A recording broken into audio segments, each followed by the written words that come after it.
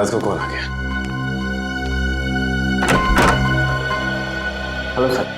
Hello, कहिए क्या बात? सर आपने बुलाया? नहीं, मैंने तो आपको नहीं बुलाया। लेकिन सर फोन तो इसी रूम से आया है। मैंने तो कोई फोन नहीं किया। देखिए, आपको कोई गलतफहमी हो रही होगी। ओके सर, कोई बात नहीं, सॉरी सर। ठीक है।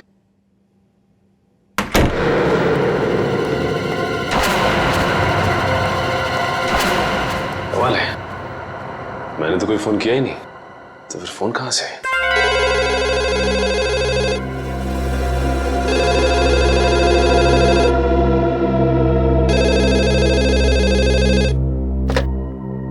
हेलो हेलो, आप सीआईडी ऑफिसर सचिन है ना? हाँ, मैं इंस्पेक्टर सचिन बोल रहा हूँ। बोलिए क्या बात? सर मेरी बात प्लीज गौर से सुनिएगा। एक खून होने वाला है सर। खून? किसका खून? एक आदमी अपनी मानसिक रूप से बीमार पत्नी की हत्या करने वाला है सर। सिर्फ आप ही है जो उन्हें बचा सकते हैं। उस बंगलों में उन दोनों के सिवाय और कोई नहीं है। ये आदमी रहता कहाँ पे? Hello hello hello.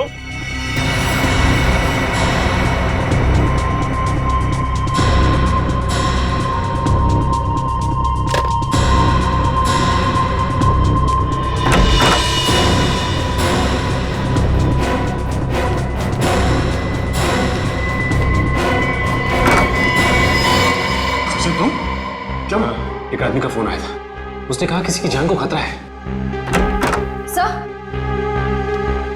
सर मुझे भी ऐसा ही एक फोन कॉल आया था। तुम्हें भी फोन कॉल आया? क्या कहा उस फोन करने वाले ने? सर वो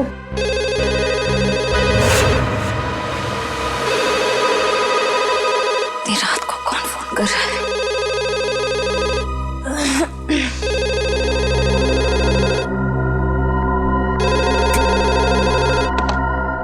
hello hello, inspector Shreya CID से। जी बोल रही हूँ। जी मैं आपको बताना चाहती हूँ कि एक बुजुर्ग की जान को खतरा है। उनके रिश्तेदार उन्हें दौलत के लिए मारना चाहते हैं। कौन बोल रही हैं आप? कहाँ से बोल रही हैं? देखो, मैं कौन हूँ, कहाँ से बोल रही हूँ, ये जरूरी नहीं है। आपके पास सिर्फ 48 घंटे हैं उन्हें बचाने के लिए। Hello hello.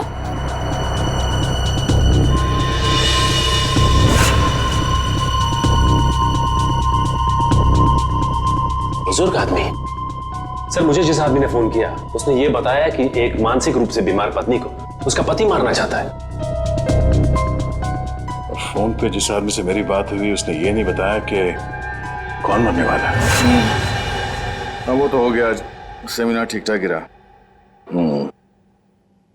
ठीक है, गुड नाइट। ओके।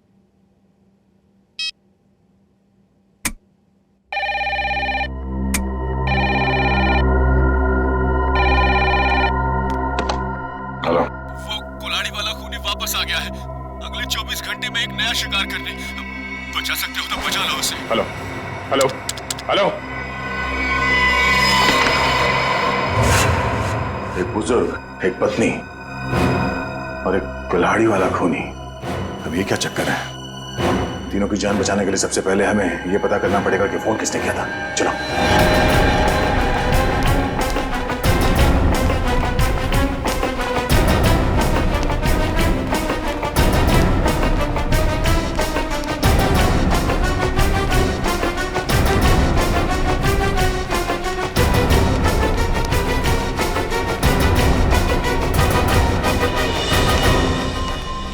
रिसेप्शन तो खाली है, कोई नहीं यहाँ पे। फिर फोन किसने किया सर यहाँ से?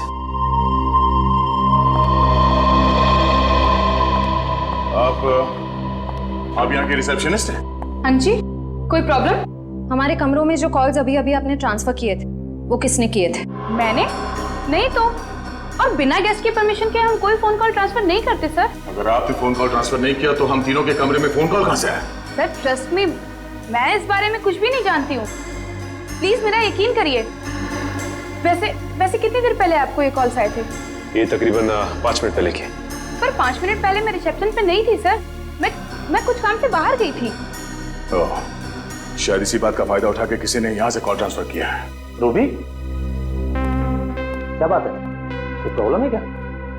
सर इन लोगों का कहना है कि इनके कमरे में कुछ फोन कॉल्स आए हैं। और पर सर मैंने फोन कॉल ट्रांसफर नहीं किया। देखो, गेस्ट इज ऑलवेज राइट। मेहमानों के साथ इस तरह से बहस नहीं किया करते। अगर ये लोग कह रहे हैं फोन कॉल्स आए हैं तो डेफिनेटली आए होंगे। अच्छा, रिसेप्शन के अलावा किसी और जगह से हमारे कमरों में कॉल ट्रांसफर किया जा सकता है? नहीं सर। ओह, इसका मतलब है कॉल ट्रांसफर यहाँ रिसेप्शन से ही किया गया है। मगर सर, हाँ सर, जाने से पहले मैंने चंदर को यहाँ रुकने के लिए कहा था। ये चंदर कौन है?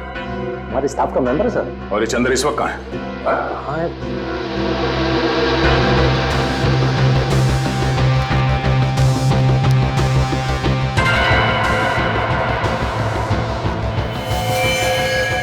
सर, सर यहाँ कोई बेहोश पड़ा है।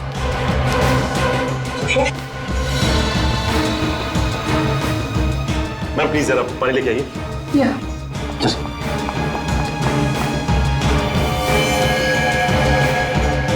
यही तो चंदर है सर।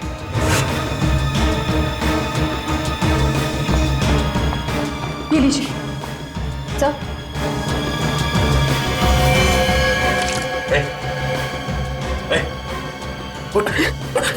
किसने किया? हाँ? कैसे हुआ? सर, मैं यहाँ पर बैठा था, किसी ने मेरे सर में बहुत जोर से मारा। कौन था वो? चेहरा देखा उसका? हाँ सर, वो एक औरत और एक आदमी। उसका स्केच बना सकते हो? हाँ सर, हाँ। ठीक है।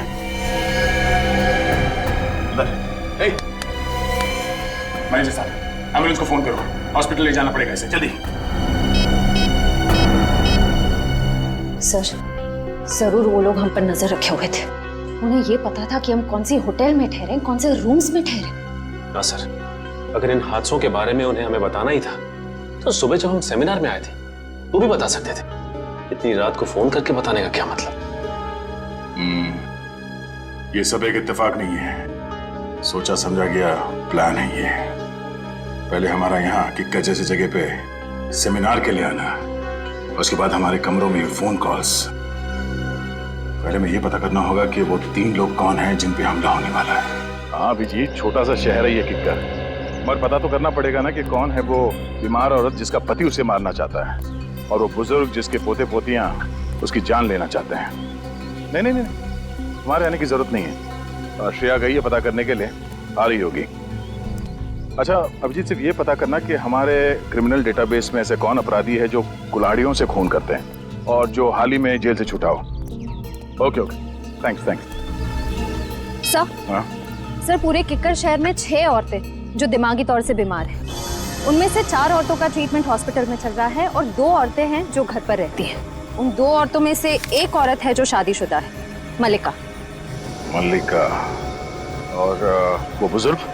सर, ये है वो बुजुर्ग की फोटो। इनका नाम केतन है, किक्कर शहर के सबसे बड़े रईस हैं। अगर इन्हें कुछ हो जाए तो इनकी पूरी जायदाद उनके पोते पोतियों को जाएगी। मल्लिका और केतन, इनके घर चल के देखना पड़ेगा।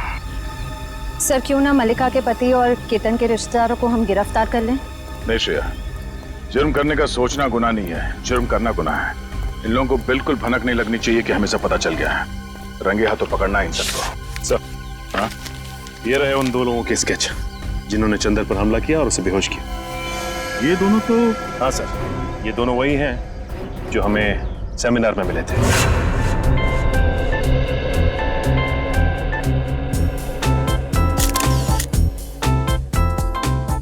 पिछले 5 सालों में किक्कर में अपराध की घटनाएं कम हुई हैं, ये बात सुनकर हमें बेहद खुशी हुई। और हम लोग यही उम्मीद करते हैं कि आने वाले सालों में किक्कर और भी सुरक्षित और शांतिप्रिय क्षेत्र बन जाएगा। सर, ये जरूरी तो नहीं कि जो आंकड़े आपके पास हैं वही सही हों।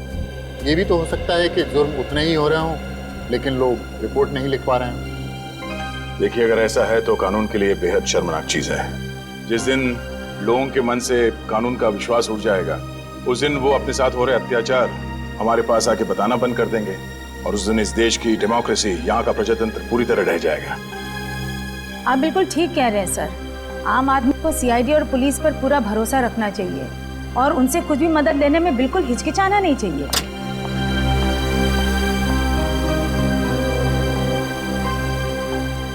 चलिए सर, खाना खा लेते। हमारा अगला सेशन 3 बजे तक शुरू हो जाएगा। तो आप सबसे निवेदन है कि प्लीज ठीक समय पर आ जाइए। चलिए sir. Sir please CID team की एक साथ फोटो। श्योर।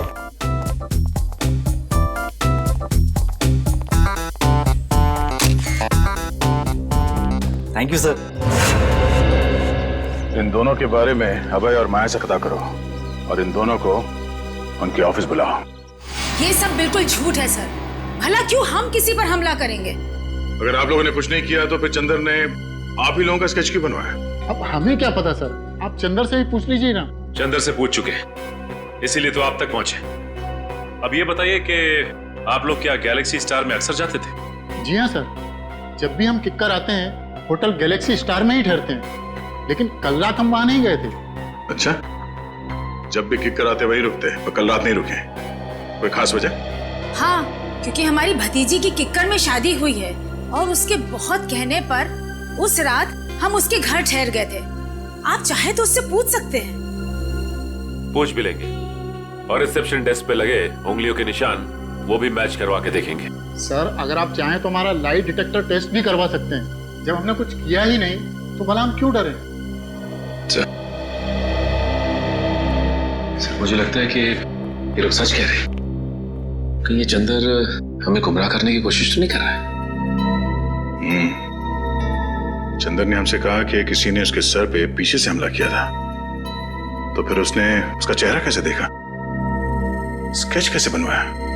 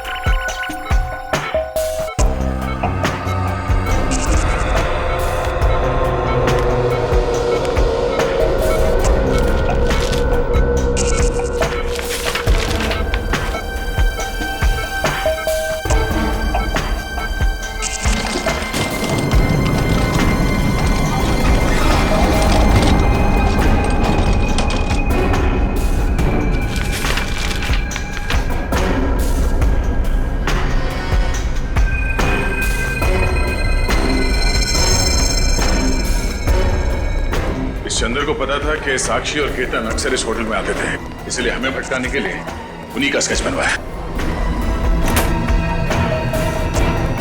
अरे ये चंदर कहाँ गया?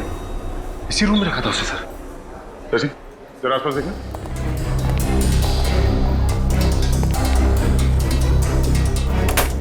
सिस्टर, इस कमरे में वो चंदर नाम का जो पेशेंट था कहाँ गया? सर वो तो अपने कमरे में ही था, किसी ने बाहर निकलते हो तो देखा नहीं उसे। सर, हाँ सचिन।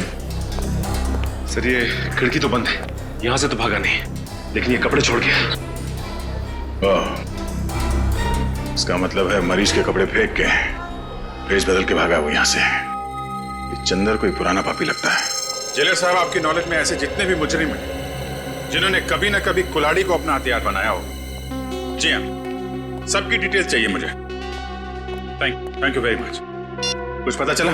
हाँ सर, किक्कर इलाके के ऐसे 3 लोगों के क्रिमिनल रिकॉर्ड्स मिले जिन्होंने कभी न कभी कुल्हाड़ी से कोई जुर्म किया हो।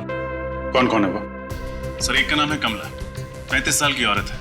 इसके सास ससुर इसे दहेज के लिए परेशान करते थे। एक दिन तंग आकर इसने उन पर कुल्हाड़ी से वार कर दिया। कौन सी जेल में? सर बिंजलपुर जेल में थी। पिछले हफ्ते वहां आग लगी और 6 कैदी फरार हो गए, उनमें से एक ये भी थे। और बाकी दोनों? सर एक का नाम है नरुआ और एक का नाम है जग्गा।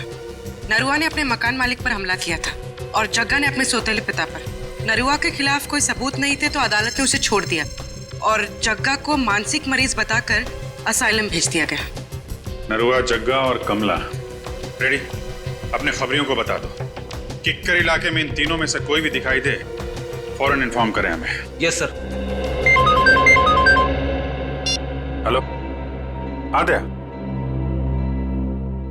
Oh no, Chandar. ठीक है दया, उसके बारे में सारी इंफॉर्मेशन निकालते हैं हम लोग। भूपेन, भूपेन, काम के वक्त पता नहीं कहाँ चल जाता है, फिर से सो गया। अरे वो पेन कहाँ है? जी मैम साहब। सो गया था क्या? हाँ नहीं मैम साहब, मैं तो बाहर घास काट रहा था। घास के साथ साथ तूने केबल की तार भी काट दी क्या? सारे के सारे चैनल गायब हो गए थे, कुछ भी नहीं आ रहा है। मैम साहब अभी सेटअप बॉक्स वाले को फोन करके बुलाता हूँ और दूसरे दिन इसका डब्बा जवाब दे जाता है। हाँ जल्दी कर, पहले देख। नमस्ते। नमस्ते। नमस्ते मैम साहब। अब कीर्ति प्रसाद नाम है हमारा। बहुत प्यार से लोग किट्टू कहते हैं। केबल बनाने आया हूँ, केबल मैकेनिक हूँ। आपको कैसे पता चला कि केबल में समस्या है? हमने तो कोई शिकायत भी नहीं की अभी तक। अरे वो मैम साहब ऐसा है कि ये मोहल्ला में सबका ही प्रॉब्लम है, तो हम सोचा कि आपके यहाँ भी पूछ लूं। हाँ भैया, हमारा भी केबल ठीक कर दो, मेरा सीरियल निकला जा रहा है। बस मैम साहब 2 मिनट, सब ठीक कर देंगे। हाँ जल्दी करो। ये कैसे हो सकता है? केतन अंकल ने पिछले 10 साल से हाउस टैक्स नहीं भरा। अंकल ऐसी गैर जिम्मेदाराना हरकत कर कैसे सकते हैं? लगता है उनकी खबर बहुत अच्छी तरह से लेनी पड़ेगी।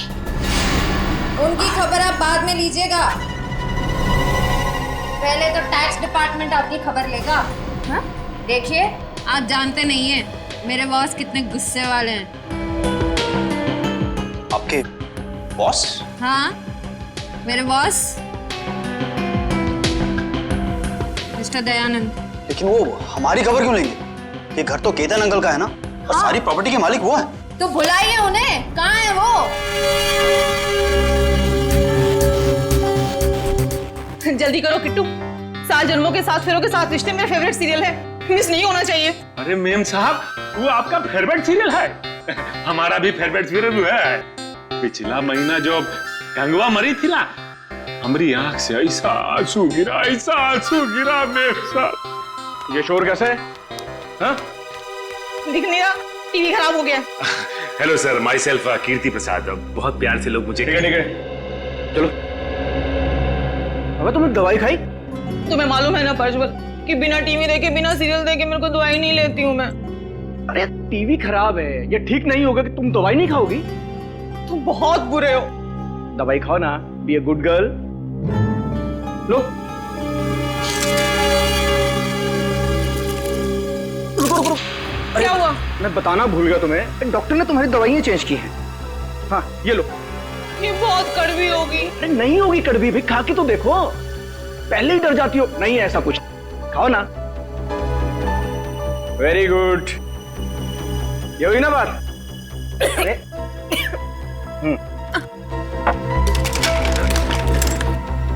साहब क्या है कि आपका सेटअप बॉक्स में बारिश का वाटर घुस गया है, तो हम शाम को आगे आता हूँ। नहीं शाम को नहीं, तुम एक काम करो, तुम परसों आओ। तुम्हारा दिमाग खराब हो गया है प्रज्वल। हाँ 3 दिन तक मैं बिना टीवी के कैसे रहूंगी? और किट्टू, हमारी छत तो टपकती ही नहीं है, तो सेटअप बॉक्स में पानी कहाँ से घुस गया? तो क्या है कि मैम साहब कोनो गीला हाथ लगाया होगा सेटअप बॉक्स पे।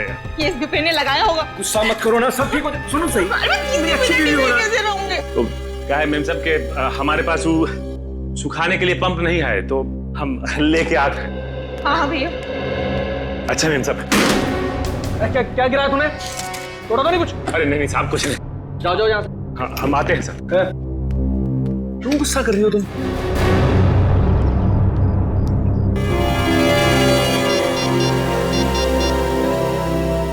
हाँ सर लगता है आज रात मालिका का पति कुछ ना कुछ करने वाला उसके साथ।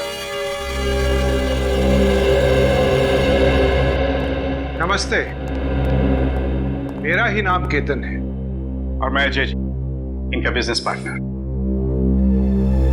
केतन जी, मेरा नाम दयाश्री। मैं यहाँ आपके हाउस टैक्स के बारे में बात करने आई। बात यह है कि आपने पिछले 10 सालों से हाउस टैक्स भरा नहीं है। क्या कह रही हैं आप? क्या हम लोगों ने हाउस टैक्स नहीं भरा? हमने भरा तो है। दयाश्री जी, मुझे लगता है आपको कहीं ना कहीं गलतफहमी हो रही है। जे साहब, मुझे कोई गलतफहमी नहीं हो रही। अगर आपने हाउस टैक्स भरा होता तो हमारे रिकॉर्ड्स में भी होता। देखिए, आप जानते नहीं मेरे बॉस कितने गुस्से वाले हैं। अच्छा ठीक है। देखिए, मैं परसों आपके टैक्स ऑफिस आ जाता हूँ और सब कुछ ठीक कर देता हूँ, लेकिन मुझे लगता है कि कहीं ना कहीं रिकॉर्ड्स ऊपर नीचे हो गए होंगे। परसों क्यों? कल क्यों नहीं? मैं अपने बॉस से क्या कहूंगी? क्योंकि कल ऑफिस में हमारी इंपॉर्टेंट मीटिंग है और जेजे का वहां पे होना बहुत जरूरी है। कैसी मीटिंग? इस मीटिंग के बारे में मुझे क्यों नहीं बताया? अंकल, मैंने बताया तो था आपको, शायद आप भूल गए होंगे। अच्छा, हो सकता है। ठीक है, आप परसों के दिन आ जाइएगा टैक्स ऑफिस में। जी जरूर आ जाएंगे। वरना मुझे दोबारा आना पड़ेगा। नहीं नहीं, ऐसी कोई नौबत नहीं आएगी।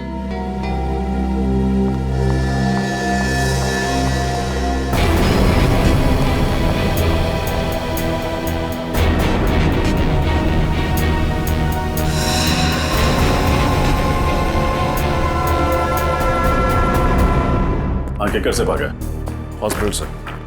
नहीं, मुझे नहीं लगता बहुत दूर गया होगा। हाँ नहीं, जैसे ही कुछ पता चलता है मुझे इन्फॉर्म कर। तेरे को जितना बोला गया है उतना कर, ठीक है? चंद्र के बारे में कुछ पता चला? हमारे रिकॉर्ड्स में कुछ इन्फॉर्मेशन है?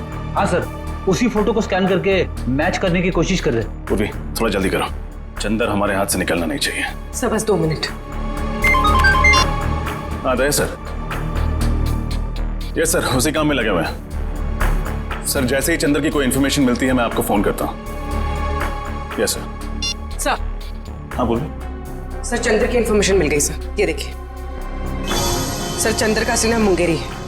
ये एक छोटा मोटा चोर है और कई बार जेल के चक्कर काट चुका है। अभी इसका बैंड बजाते सर, सीआईडी को चकमा देकर भाग रहा था। रहता कहाँ है? सर इसका कोई परमानेंट एड्रेस नहीं है, जब भी जेल से छूटता है तब नया ठिकाना बना लेता है। बड़ा ही पहुंचा हुआ खिलाड़ी है। आज तो आएगा ही। कब तक आंख में चोली खेलेगा हमारे साथ? सर इस चंद्र तक हम पहुंचेंगे कैसे? वो है ना हमारा खिलाड़ियों का खिलाड़ी, वो लाके देगा हमें चंद्र की कुंडली। कौन सर? तुम्हारा दोस्त ढेंचू। ढेंचू? हाँ फ्रेडी, ढेंचू को चंद्र की सारी इंफॉर्मेशन दे दो। उससे कहो कि घंटा पूरा होने से पहले मुझे उसका ठिकाना चाहिए। Yes sir.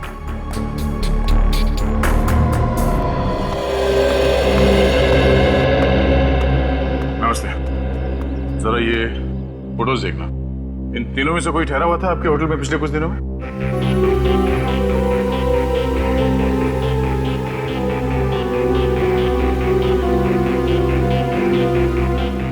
ठीक है, थैंक यू। नहीं सर, ये तीनों तो नहीं आए थे, पर एक अजीब सा आदमी आया था जिसकी दाढ़ी थी और दिन में काला चश्मा पहन के रखा था और उसके पास में आईडी कार्ड भी नहीं था। आईडी प्रूफ नहीं था और आपने उससे होटल में ठहरने दिया?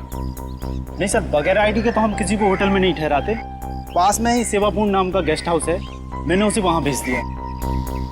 सेवापूर्ण गेस्ट हाउस? हाँ सर, ऐसा एक आदमी आया तो है यहाँ पर, 10 दिन से यहीं पर रुका है। अभी भी होटल में ही है? जी नहीं, अभी तो बाहर गया है, शाम तक ही लौटेगा। बिना आईडी के तुमने उसे 10 दिन यहाँ पे ठहरने दिया? हाँ? जानते हो ना ये गैर कानूनी है? सरकार के नियमों को तोड़ा है तुमने। गलती हो गई सर, आगे से किसी को भी बिना आईडी के नहीं रुकने दूंगा। जरा ये फोटो देखो, इन दोनों में से कौन था वो? नहीं सर, इनमें से तो किसी के जैसा नहीं दिखता। उसकी तो दाढ़ी थी सर। दाढ़ी मुझ नकली भी हो सकती है, ध्यान से देखो और पहचानो कौन है वो। नहीं सर, दाढ़ी हटाने के बावजूद भी वो इनमें से किसी के जैसा नहीं दिखेगा। अच्छा, तुम्हारे होटल में सीसीटीवी कैमरा है जहाँ पे उसका चेहरा देख सकते हैं? नहीं सर, छोटा सा गेस्ट हाउस है, गलती से कभी कभार 1-2 लोग आ जाते हैं, वो सीसीटीवी कैमरा अफोर्ड नहीं कर सकते ना सर। उसके बारे में कुछ बता सकते हो? कब उठता है, कहाँ जाता है, कब लौटता था वो? नहीं सर, उसके आने जाने का तो कोई ठिकाना नहीं था। कभी कभी सुबह निकल जाता था, कभी दोपहर को, कभी शाम को जल्दी लौट आता था, तो कभी कभी रात के 3-4 भी बज जाते थे सर। अच्छा,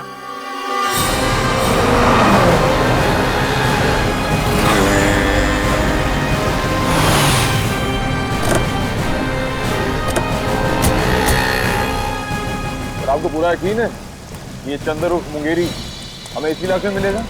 ढेंचू ने तुम यही बताया था और उसकी खबरें अक्सर सही होती। और वैसे भी चंद्र अपना कर वाला काम निपटा चुका है। ये बात तो तय है कि हॉस्पिटल से भागकर वहां नहीं जाएगा। सर ये भी तो हो सकता है कि हॉस्पिटल से निकलने के बाद चंद्र किसी और शहर चला गया।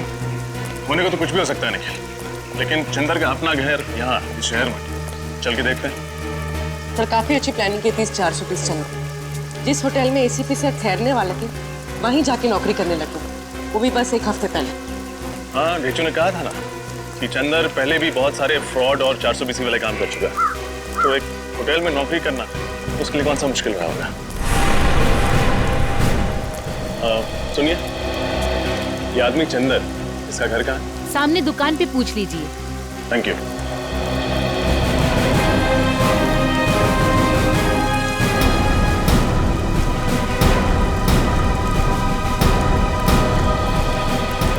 भाई साहब, ये चंदर का घर कहाँ है? जी नहीं मालूम। मुंगेरी? आप मुंगेरी ढूंढ रहे हैं? हाँ, मुंगेरी ऑफ चंदर। मिले तो उससे कहिएगा कि मेरे पैसे लौटा दे। 6 महीने पहले उसने मुझसे 10,000 रुपये उधार लिए थे, कहा था 1 हफ्ते में लौटा दूंगा, अभी तक 10 रुपये नहीं लौटाए। हाँ बोल देंगे, लेकिन वो रहता कहाँ? वो सामने वाला घर है साहब, वो सामने वाला। Thank you.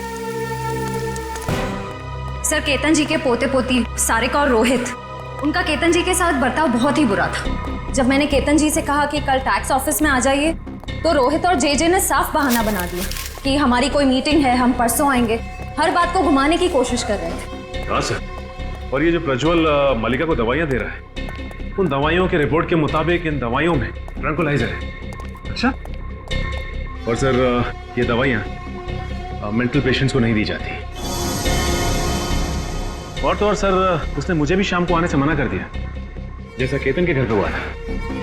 मतलब हमारा शक सही निकला, यही वो लोग हैं जिनकी हमें तलाश थी। अब बस इस सेवापूर्ण गेस्ट हाउस से हमें कुछ पता चल जाए। सर, ये एक बहुत ही शातिर खिलाड़ी है, हमें बहकाने की कोशिश कर रहा है। हाँ, पर ये बात तो तय है कि जो फोन कॉल्स हमें आए थे वो सही थे। 3 लोगों के खून होने वाले हैं। कोई तो है जो हमें चुनौती दे रहा है। सर, एक बात अभी तक पता नहीं चली कि तीसरा आदमी कौन है जिसका खून होने वाला है। हमें इन तीनों जगहों पर नजर रखनी होगी।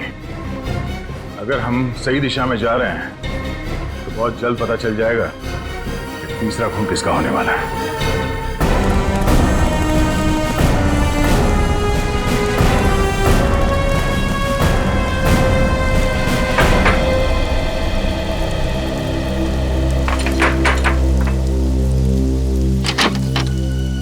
जी कहिए। मुंगेरी से मिलना। आप लोग? सीआईडी। निखिल पूर्वी, देखो कहाँ।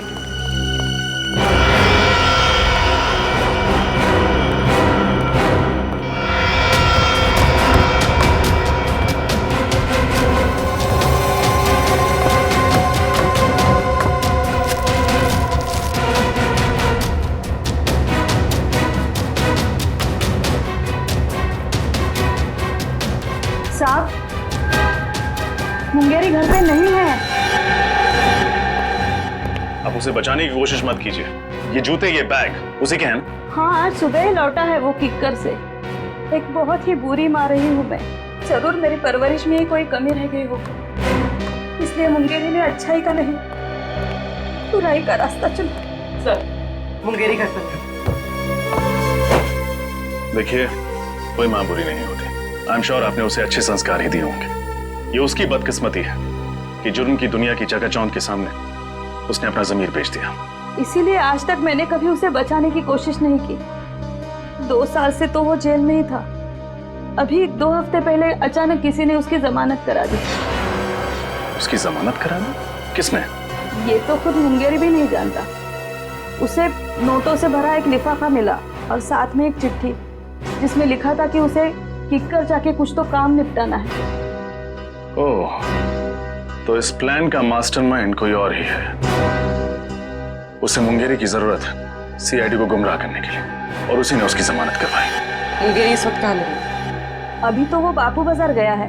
कह रहा था कि उसे किसी से पैसे लेने हैं। जरूर उस मुजरिम से ही पैसे लेने होंगे जिसने ये पूरा प्लान बनाया। बापू बाजार।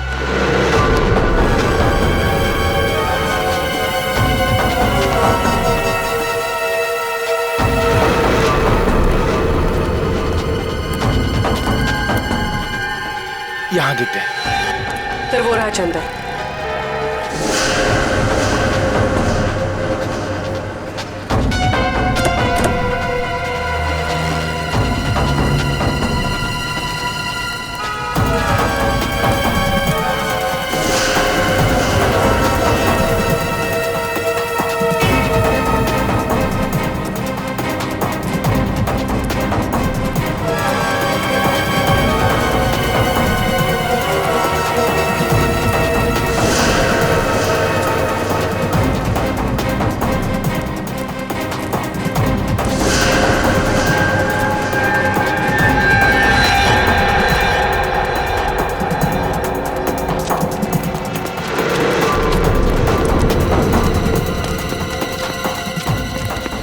क्या है यार?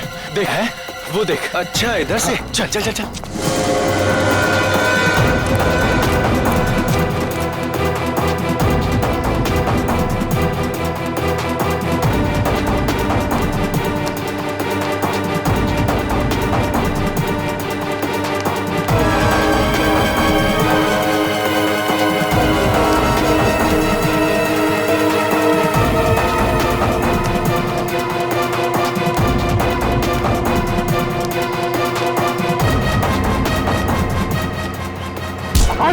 जल्दी भी क्या मुंगेरी, हमसे 2 पल बात नहीं करोगे?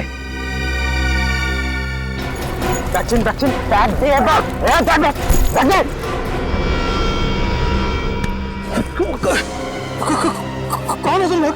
हम आपके दिल में रहते हैं, किस्मत की धारा में सब बहते हैं। फोन पे मुझसे ही तो बात कर रहे थे तुम।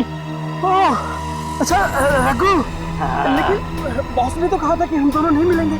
अबे बॉस ने तो ये भी कहा था कि सीआईडी से सावधान रहना, समझे? हाँ लेकिन सीआईडी को मुझ पर शक नहीं हुआ। बेवकूफ, सीआईडी तुम्हारे घर तक पहुंच गई है। तुम्हें जिंदा रखेंगे तो सीआईडी हमारे कान में खतरे की घंटी बजाएगी। समझा? समझा? अबे चल। लेकिन मैंने किया।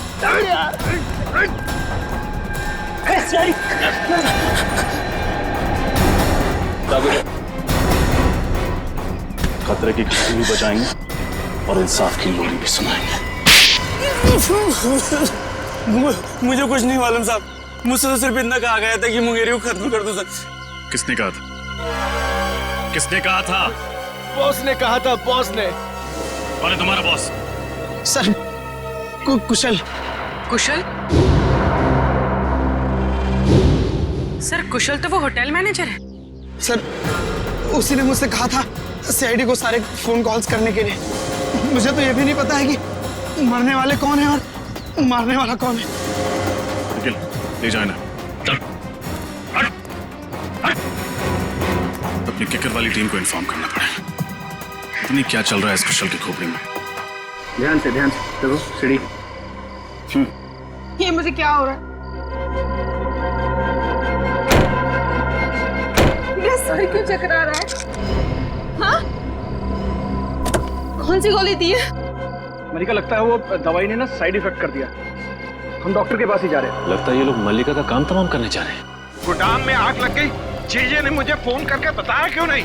कल आपको फोन करने की कोशिश की थी, आपका फोन बंद था। मैं अपना कभी फोन बंद नहीं रखता। अंकल प्लीज जल्दी चलिए, आखिर देखें तो सही कि नुकसान कितना बड़ा हुआ है। चलो।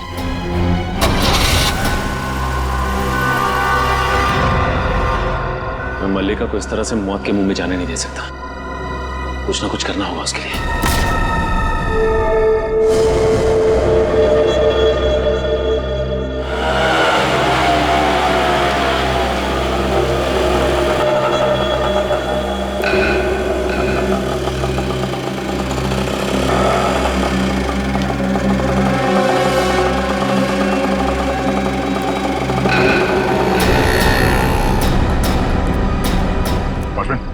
अभी अभी जो आदमी रिक्शा से उतरा, कहाँ गया वो? साहब बड़ा ही अजीब आदमी है, उसका कुछ पता नहीं रहता है। अभी अभी आया और तुरंत उसका मन बदल गया, कहने लगा सुबह लौटूंगा। इधर ही गया है।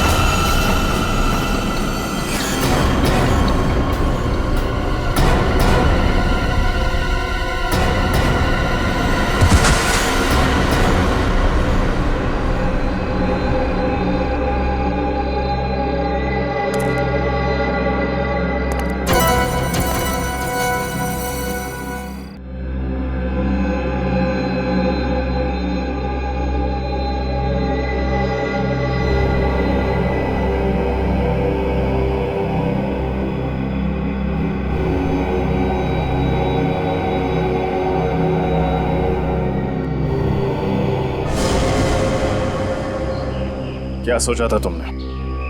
हमारे 3 ऑफिसर्स को गायब कर दो और हम मक्खियां मारते रहेंगे? माफ कर दीजिए साहब, मुझे माफ कर दीजिए। मैंने ये सब पैसों के लालच में किया है साहब। किसने दिए पैसे? वो अभय और माया है साहब। अभय और माया?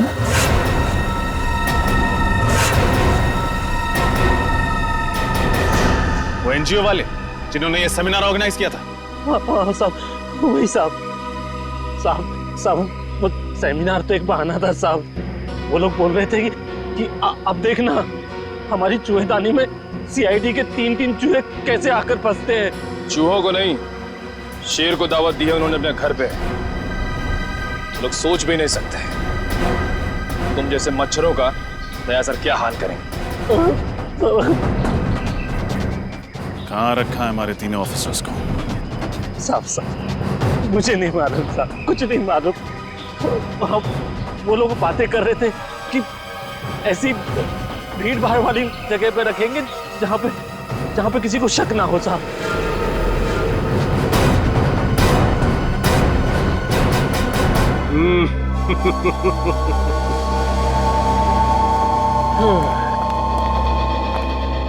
बॉस अंदर आ जाए। अरे अभय माया, आओ आओ आओ। बहुत अच्छा काम किया है तुम दोनों ने, बस एक कमी रह गई। कमी? वो क्या बॉस? अरे उन सीआईडी वालों के पिंजरे में कैमरा नहीं लगाया ना तुम लोगों ने।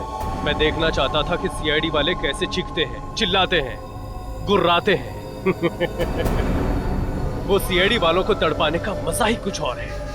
बॉस सब इतनी जल्दी हो गया कि उनके सेल में कैमरा लगाने वाली बात दिमाग से ही निकल गई। नहीं नहीं कोई बात नहीं, ये अच्छा हुआ कि तुम मल्लिका और केतन के कमरे में कैमरा लगाना नहीं भूले। लेकिन बॉस आप इन दोनों के साथ क्या करने वाले हो? बम।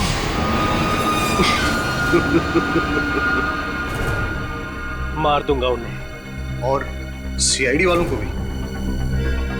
इन 3 बेगुनाह लोगों को ना बचाने के पछतावे में ये सीआईडी वाले खुद ब खुद मर जाएंगे। लेकिन बॉस मल्लिका और केतन के अलावा वो तीसरा कौन है जिसे आप मारने वाले हो? वो तीसरा ही तो है तुरुप का इक्का, जिसकी मौत से सीआईडी वालों के हौसलों की भी मौत हो जाएगी। तुम बस देखते जाओ। बॉस हमारा काम तो हो गया है, तो क्या हम किक्कर छोड़ के जा सकते हैं? तुम दोनों कुछ दिनों के लिए अंडरग्राउंड हो जाओ।